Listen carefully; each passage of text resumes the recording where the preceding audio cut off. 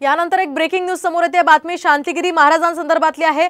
पंतप्रधान मोदींकडून भेटीचं निमंत्रण आलं होतं अशी माहिती शांतिगिरी महाराजांनी साम टीव्हीला दिली आहे। तर गिरीश महाजन यांच्याकडून शांतिगिरी महाराजांना मोदी भेटीचं निमंत्रण दिलं गेलं होतं अशी माहिती शांतिगिरी महाराजांनी दिली आहे। मात्र भेट झाली तरी सुद्धा आम्ही माघार घेणार नसल्याचं शांतिगिरी महाराजांनी स्पष्ट केलं।